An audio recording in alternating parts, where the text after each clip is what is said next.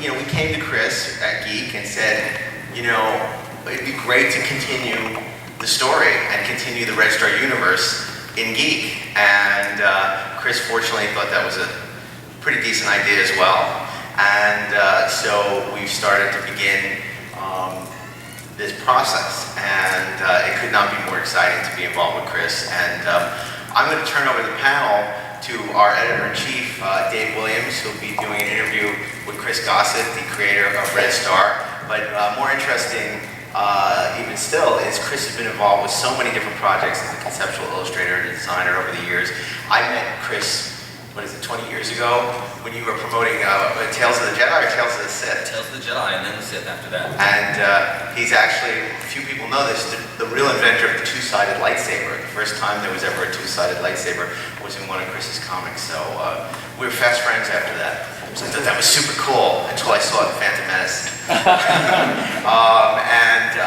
Last but not least, and they'll talk more about this, the whole process by which he works, but in order to do the kind of unique, amazing art that Chris does, he often relies on models and actors to give the kind of performance that he can adapt into the comic book. And we're lucky enough that Ashley Null plays one of the characters in the new installment of the Red Star, and she'll talk about working with Chris and that whole process, which is really unique. And Ashley is an actress who's appeared in many movies and TV shows, including Femme Fatales recently, so she'll talk about that whole her work in that as well.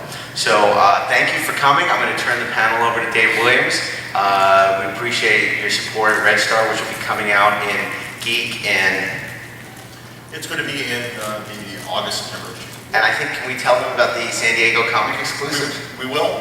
Okay, so stay tuned, because we're going to have a very exciting announcement about San Diego and the Red Star as well. So thanks for coming, and now I'm going to sit back and enjoy the panel as well.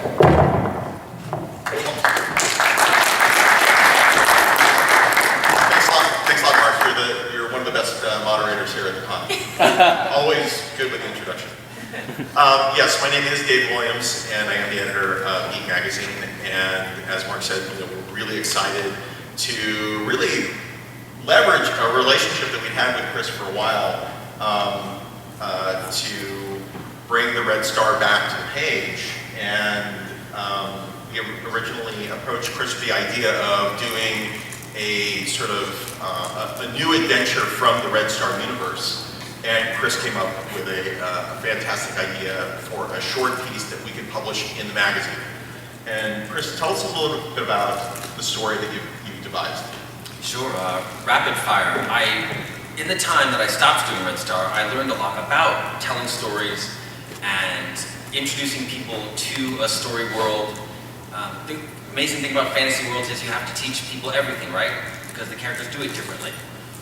Whether it's Harry Potter or Lord of the Rings or whatever fantasy world you can name, there's different rules for life, and I learned a lot about those and put those into this new story.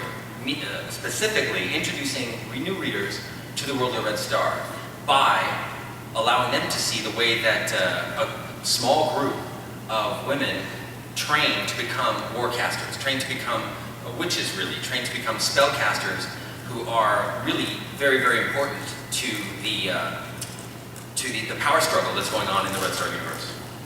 Well, tell us a little bit about, okay, so you basically devised a story that's going to become this sort of mini comic published in GEEK. But tell us a little bit about how you then took that story and started going through the process of bringing it to the page. Sure. My favorite comics all use an extensive photo reference. It just makes it that much better looking. Alex Ross's work, he's famous for his really, really wonderful photo references. If you've ever had a chance to see his process, you see extensive photography and then overlays, translucencies. Basically, that's, for those of you that don't know, that's a piece of paper that's translucent, and you kind of gain the light from that photograph and you stylize it into a drawing. Who else did that? Adam Hughes. Adam Hughes, if you've seen any of his process work, takes some great photography and then brings that photography to life with the style of his illustration. So I wanted to do that with Red Star. Red Star has always used models. How many Power Rangers fans are out there? Some of you may know that the wonderful and lovely Catherine Sutherland was one of our first models. She was Maya Antares in the first series, and dressed her up in a coat. We were in a 100-degree photography studio, and she was in this huge Russian coat. She soldiered on as she does. And we have other models since then, 3D models as well, and now we have a new core of models. And that really, you'll see the difference. You'll see in the clip how that process is going to work from photography to the page. And so we went through, we set up this photo shoot for Chris's reference work.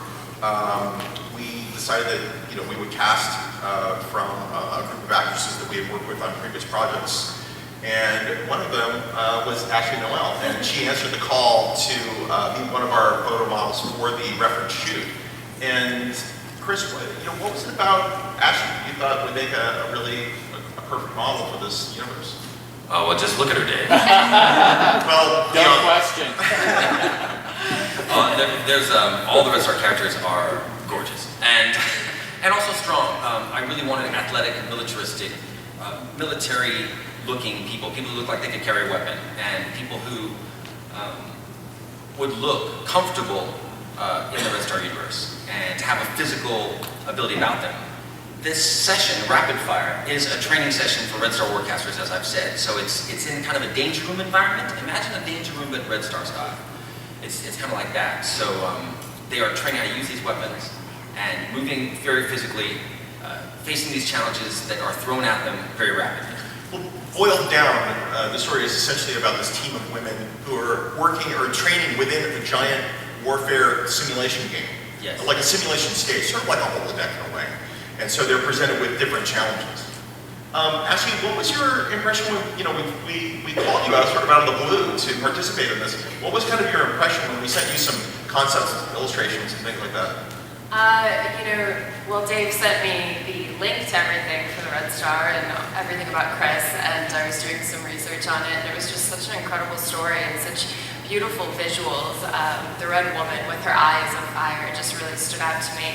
And so, of course, anything that they touch, Dave and Mark, I say yes to. So I was a part of their Femme Fatales franchise, which was an incredible experience.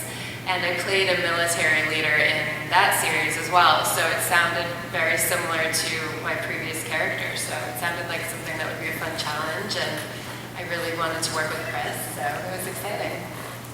Well, during the, is there anything you want to add? Yeah, there was, Dave and Mark sent me a wonderful list of faces and shots of people. We did a little casting session and Ashley stood out immediately. Well, we did some behind-the-scenes videos coverage of the photo shoot, the photo reference shoot, and so we're going to show you a little clip that we put together that'll sort of outline the project and also give you a little taste of the behind-the-scenes of the photo shoot. So, can we lower the lights a little bit? Is that possible?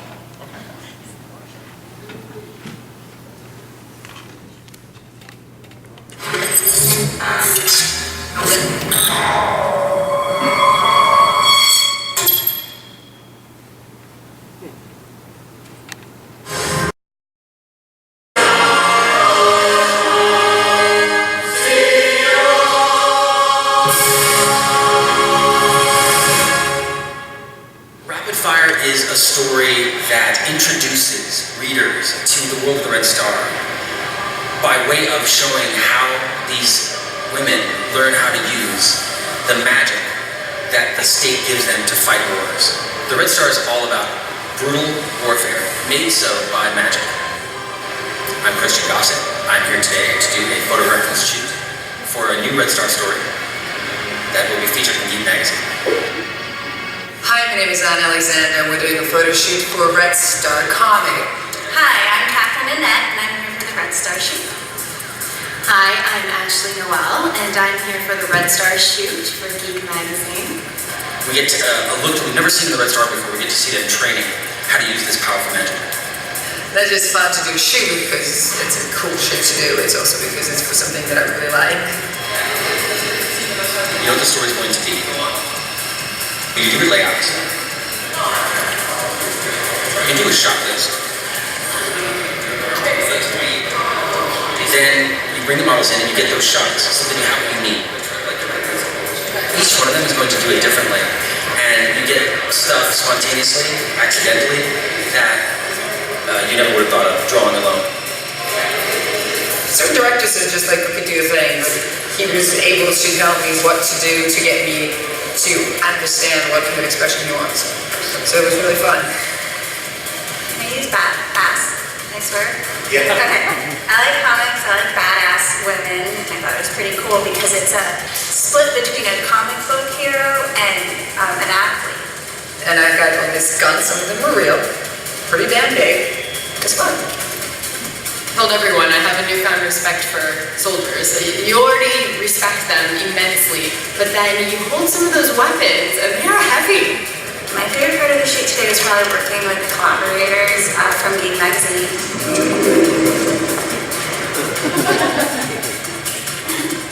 I've worked with them a couple of times. It's just a fun shoot. His favorite part? Carrying the biggest gun and screaming in Serbian.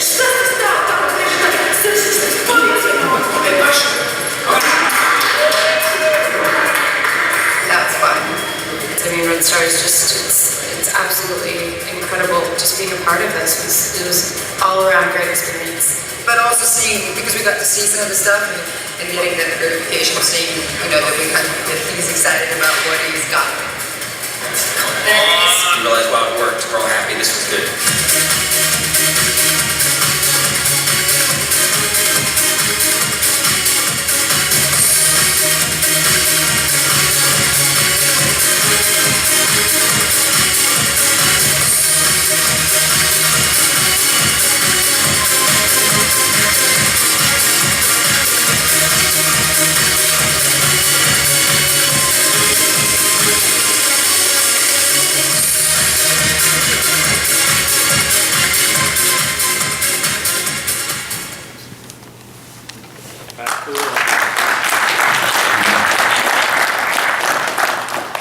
So Chris, like in the video, you talked a little bit about how you can have sort of the happy accidents of when during a photo shoot when you're getting all this, you have an idea in your head, and then you're talking with your performers, and they're doing things, and then you get it's more like a force multiplier. Exactly. Yeah. Exactly. You really, you're sitting there as a comic book artist alone a lot of the time, and you draw something, and sometimes you're all, that's so cool, I've never drawn anything like that before.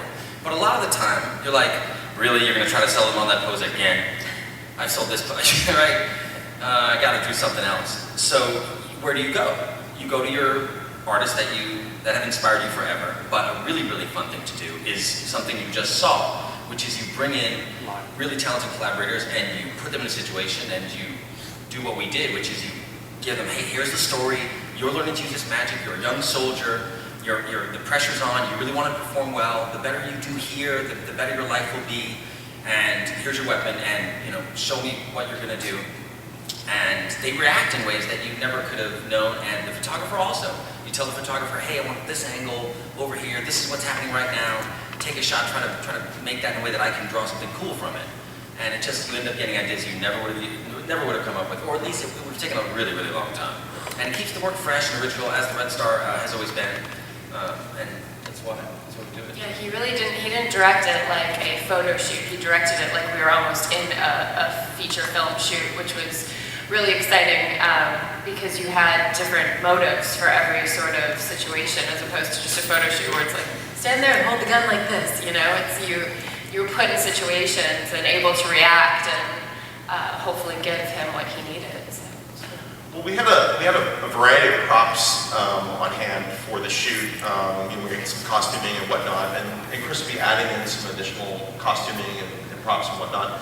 But we had a selection of both toy, plastic, and also real firearms to use as props. So which did you enjoy working with more?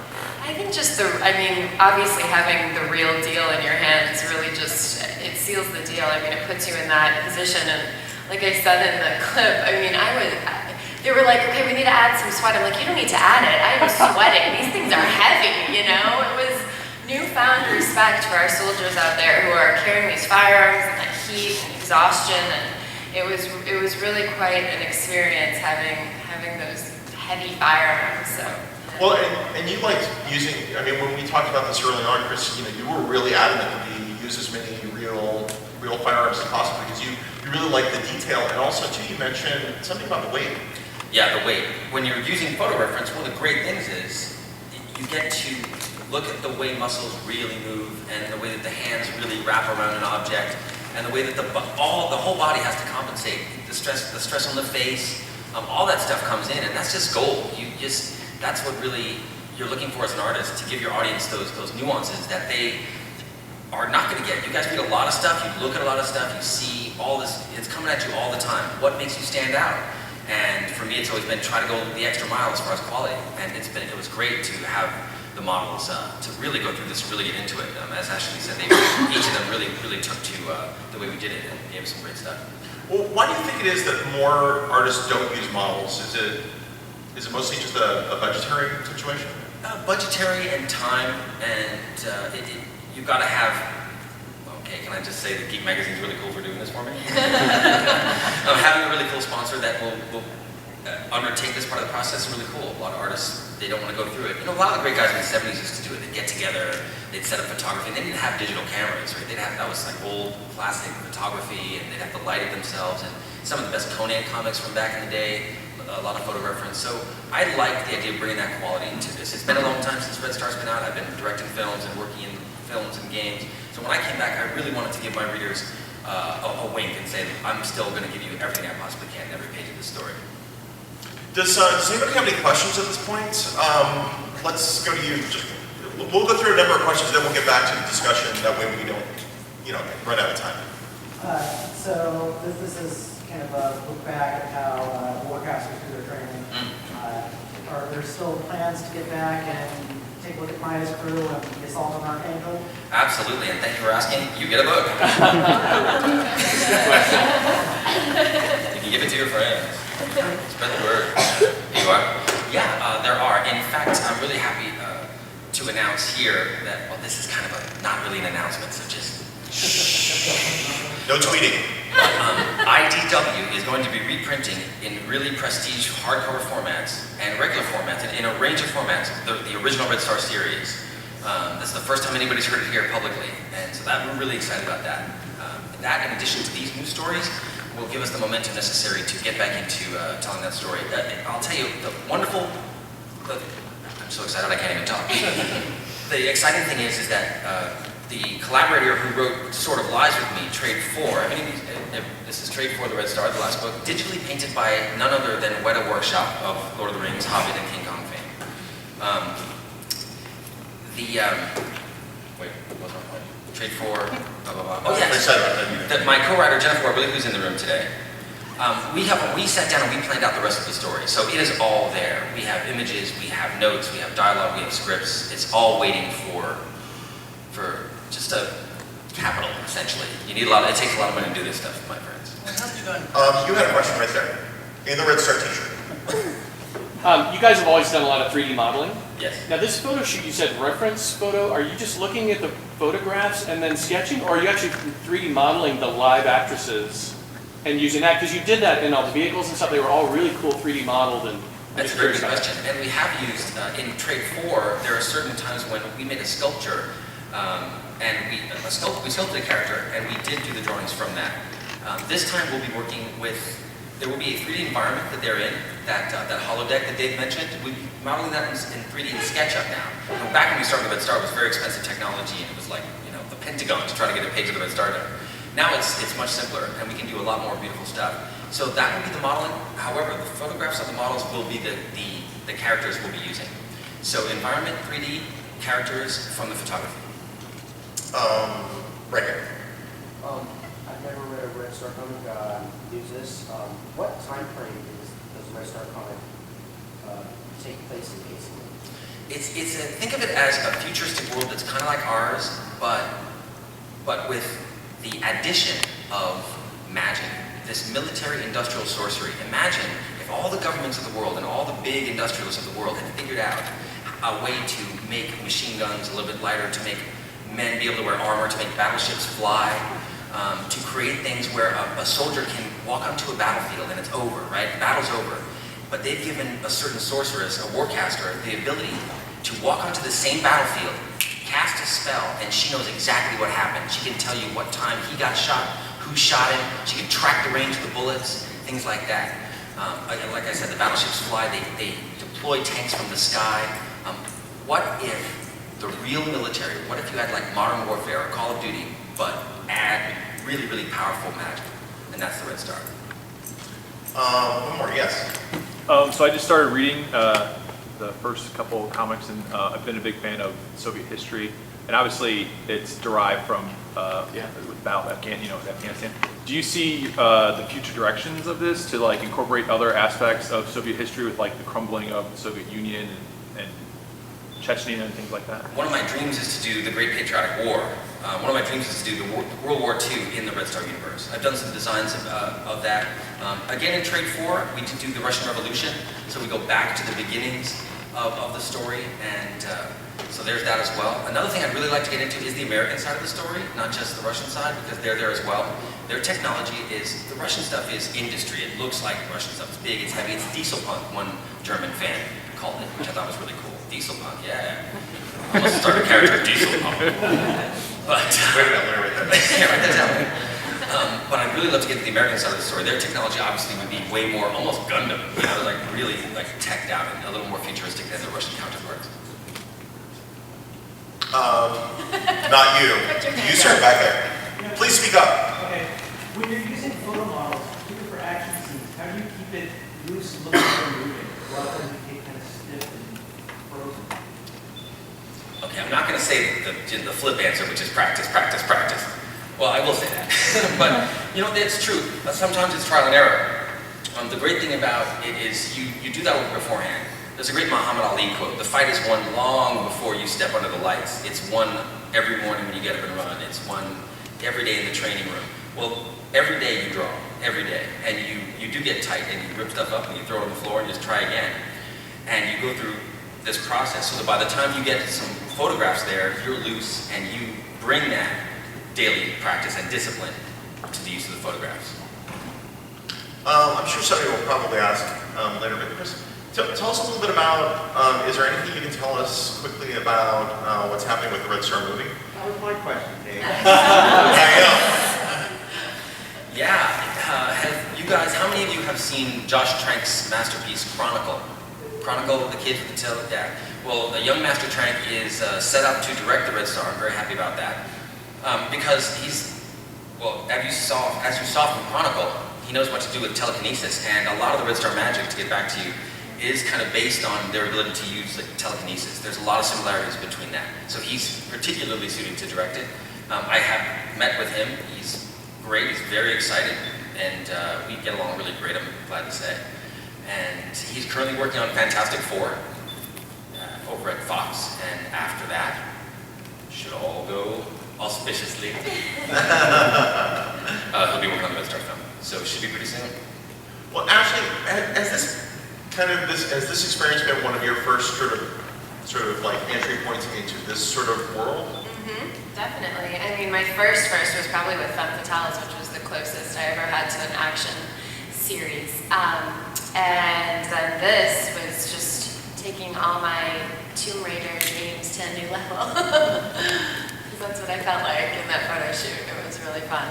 So yeah, it definitely is. I've been a big fan of graphic novels, especially Zack Snyder's 300 and Watchmen, and so it felt like kind of a collaboration and being a part of that, which was, it's really great. It's such an honor to be at the beginning of something and to watch it develop and to hopefully see it on the big screen soon. It's so exciting. So it's an honor.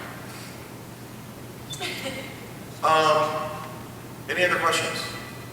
You right there. Yeah, I had a question about the 3D modeling and such. I know that's to inform your art, but I'm wondering if in the process of doing the 3D modeling, it's ever informed your story, where you would alter anything that you've already written. You know, it's a very good question. Come get a book, young man. Can you reiterate this question? Yes. Yes, the question was, does the use of 3D, sure. Sure, I'm telling these stories, and I want to use 3D to tell them, but does the use of 3D affect the way I tell a story? And absolutely it does. There are because of the fact that you've got this giant digital movie set in your computer, you can do things that no other comic can do. After we published the second issue of the Red Star, and we were number 2 in the nation for national reorders, we were a huge hit right away. I got a call from Marvel and they said, hey, can you guys come do X-Men? And I said, well, which X-Men book? I'm kidding, X-Men, X-Men Calendar, X-Men Girls, X-Men Volleyball. And he said, any X-Men book you want, because you guys are doing movies on a comic book page. And so yes, it does affect it. It frees me. It frees me to tell stories on a vast, vast scale. I really do love movies. I love comics, but I wasn't as much a comic book guy as I was a movie. My father was a professional actor. So yeah, I like that cinematic look. So yes, it does. It frees up. I can do things no other comic can. Are there any particular films, Chris, that have helped inform the cinematic look of the Red Star? Big stuff, the big stuff you'd imagine. Star Wars, Lawrence of Arabia, Dr. Zhivago. You should all see Dr. Zhivago. It's long, drink coffee, and see it early in the day. But yeah, things like that. Big epic films. All of Spielberg stuff. Anything, all old war movies. Well played, Dave. Well played. No, not all. Okay, one more question there. Since this seems to be about the Warcasters, can you tell us a little bit about their other powers? Because I seem to just remember them in the ships, doing their ground attack thing in that big magnetic bottle deal, fusion generator thing. Sure, yeah. But it looks like they're much more physical and, I don't know. Could you talk about that a little bit? Sure. For those of you who are long-term Red Star fans, like Darren, this takes place after the Constantino mutiny. So it does take meanwhile, back in the capital city, the lands of the Red Star, the generals have they're pretty mad that their soldiers have rebelled and taken off with a major capital ship. And so this form of training is not to give too much away, but they've changed the way that they're training the Warcasters now. And that's something that will show in the episode. Okay. So yeah, they've changed with the training. So there's a kind of a dark secret about the way that they're doing Slightly nefarious qualities. Yes, there is. I don't remember them being that way, so yeah, cool. Looking forward to it. Just to sort of detail what our plan is with GEEK's participation with Red Star, in the June-July issue of the magazine, which will be at San Diego Comic-Con, we will also be publishing a really beautiful poster key art that Chris is creating. So that will be in the June-July issue. It'll also be on the flip side of it, there will be some sketches and references that he created in order to start telling the story and pitch the story. And then in the August-September issue will be the actual 16-page comic, full-length comic.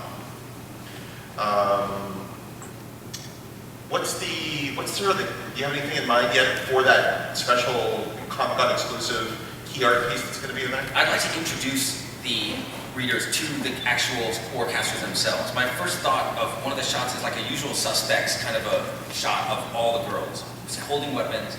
And as you saw in the photo shoot, those are solid weapons, but those are only going to be reference. The Red Star Warcasters use energy weapons, so they've got a pistol grip, for example, and they can pop a cartridge into that pistol grip. It's magic. They say a command word, and it becomes either an anti-personnel weapon like a Glock 9, or it can take out a tank, depending on what they say, depending on what cartridge they pop into it. So they're energy weapons in and of themselves.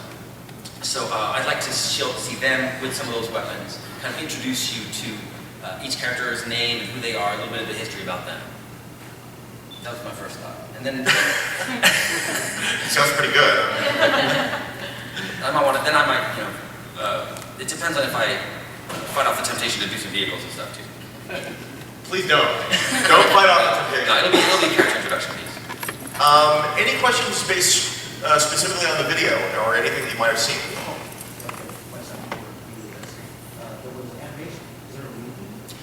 There is a movie in production, and that is from our video game. We had a PlayStation 2, PlayStation 3 game that was released. It's a bit of a long story. The game is out there. You can find it if you go online, Red Star PS2 or PS3. It's really kind of a fun, old-fashioned bullet game. The company that made the game went bankrupt before they released it. I'm not going to go into this long story. It got out. It really was well received. It got 80s and 90s in all the magazines and sites. It's a really cool game. they didn't put this on the game. So this movie is kind of this really, really nice movie was done by Real Effects, a studio in Austin, Texas. And they did a great job on it. Some friends of mine who've gone on to work on this film also worked on, you name it, every big movie you've seen in the last 10 years that uses CG. So I had some really, before they were stars, they worked on this. And so this, yes, the movie that is in production will be informed very much by the same stuff. You know, it's the same universe, you know, soldiers with magic as force multipliers, basically giving them the power. One soldier has the power of 1,000 with this magic, and that's pretty much what you see. Sure. We're a big game of pool. All right, here, take a look. Yeah, the first one's free. Yeah, it's already signed. Certainly get really good questions because Chris has got more I got more books. books, people. Let's get crazy. Surprise me. You have. Who has a question but doesn't yet have a book? You sir with a hat. I just wanted to ask Chris, I'm a writer, I'm writing about sorcerers too, and I wanted to know who some of your influences were, what movies influenced your sorcery imagination. The most influential, the biggest influence on the magic in the Red Star is tabletop gaming. Because you know why? The magic is consistent, right? And the video games are all informed. Skyrim, World of Warcraft, that's all, let's face it, those guys are all D&D kids who grew up and made games, right? The consistent magic.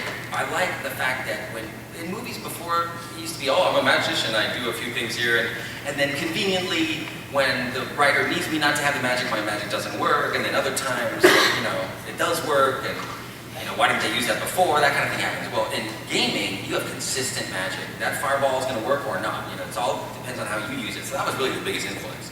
I like the fact that J.K. Rowling has consistent magic as well, but she came out about the same time we were, so I was already hardcore about doing it that way.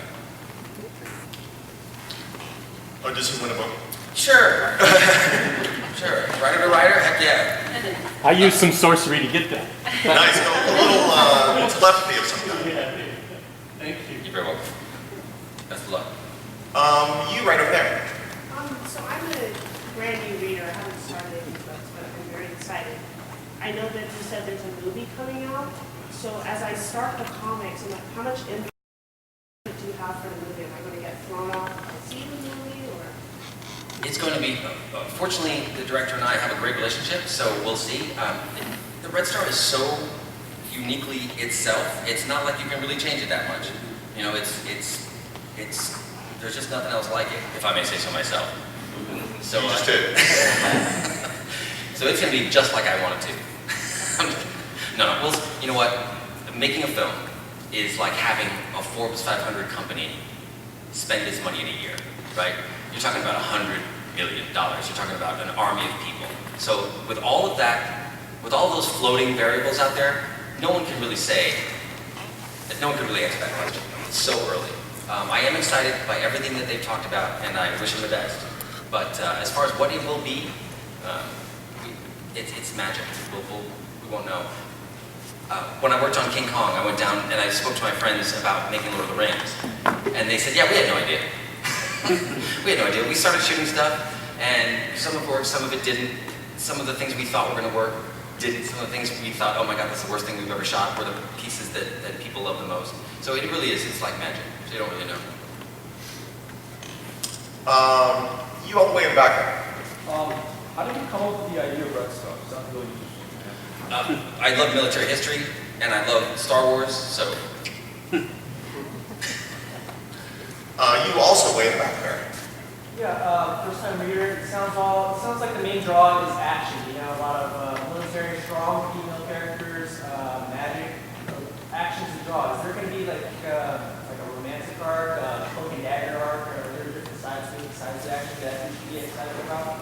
They're absolutely, yeah, the core of the Red Star really is the love story between Maya Antares and Marcus Antares. She's a warcaster and he's a soldier. And that's really the Red Star really is a love story between them in the midst of this gigantic war. You get a bug.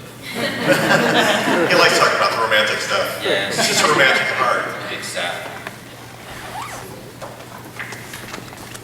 You knew, huh? You're a big hustler. Well done. Good hustle. You with the hat there, yes. Yeah, I mean, I'm kind of new to this also, but why Russia? Since Russia's such a negative kind of for U.S. and all that stuff, why Why get those guys involved? Could put any other country involved, or You know, like why the Russians? It's a great question. Russia? I was a really specific answer. I was 5 years old. I was watching Vietnam on television, and I told my dad that I'm going to be dead before I'm 21 fighting the communists. And he said, you know, that's funny. Well, it wasn't funny that his 5-year-old was talking about death. But for him, he said, you know, when I was 5 years old, the Russians were heroes. They were helping us fight Hitler. And I was like, what? Bad guys can be good guys? What?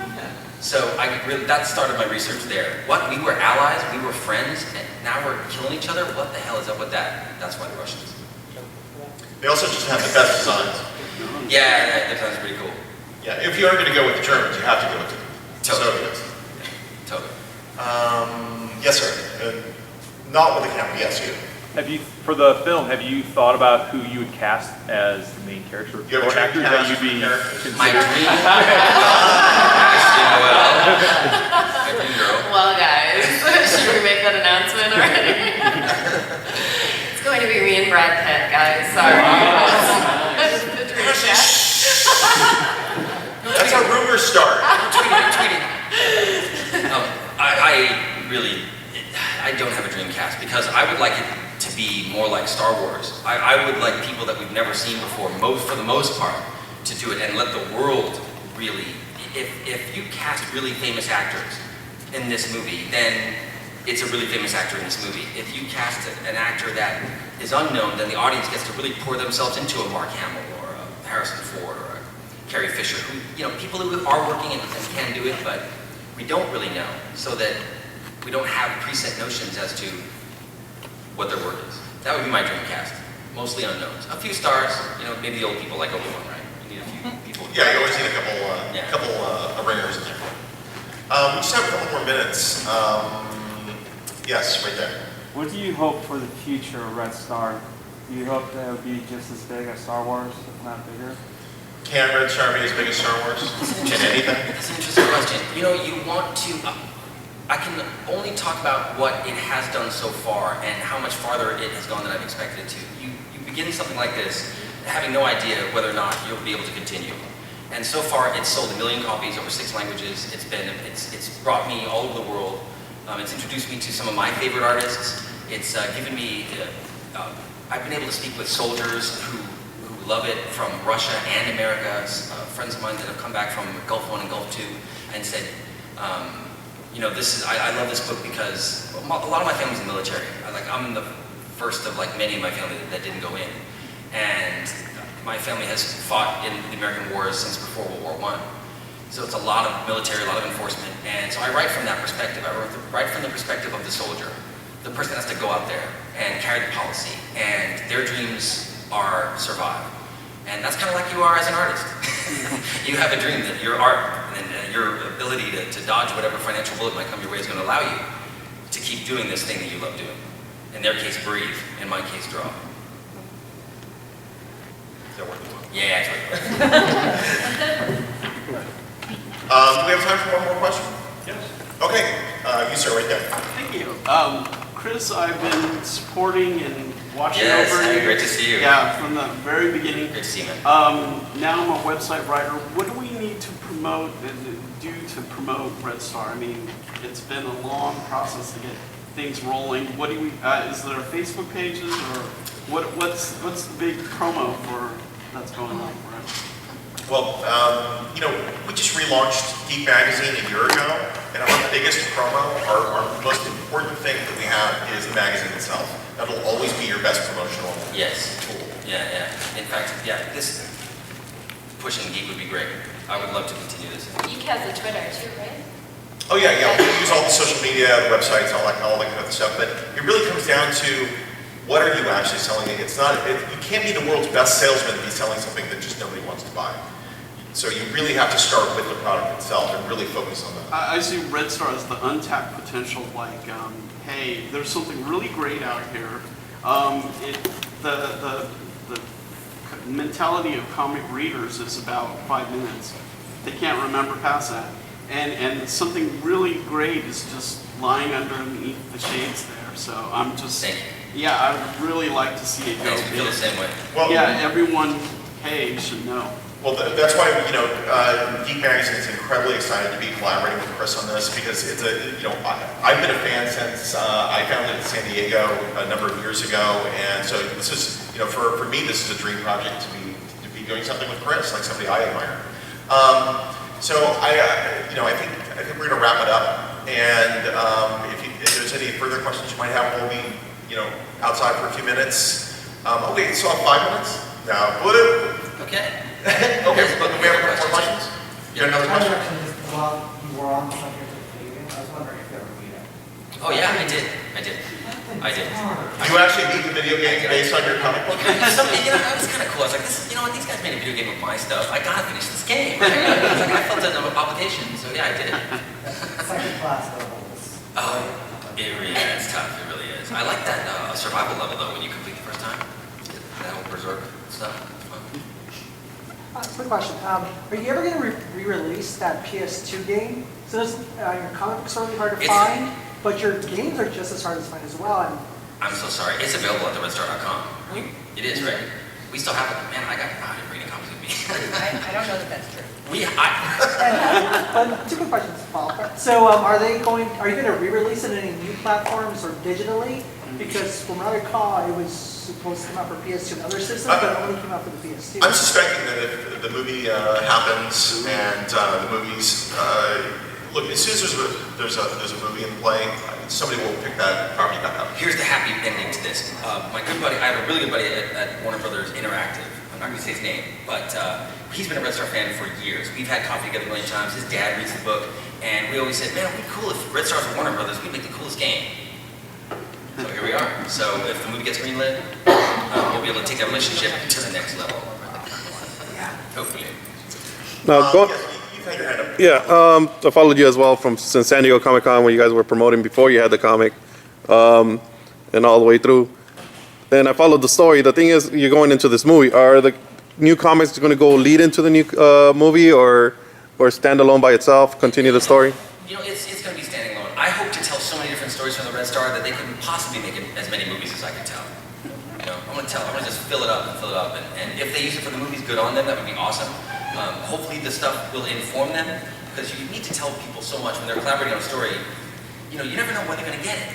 You never know what they're going to read that's going to ring that bell and make them go, oh my gosh, this has to be in the movie. So, I want to do game levels and super deformed little anime, everything. Okay, so thank you everybody for coming. Thank you everybody for coming. And if you have any questions or whatnot, please come down to the Geek booth. It's 1117, and we'll be there for the rest of the day, of course. And I hope you look forward to that June-July issue with the exclusive poster, and then the August-September issue that has the all-new adventure from the Red Star universe. Thanks a lot, Chris. Thank you so much. Thank you, everyone. Really,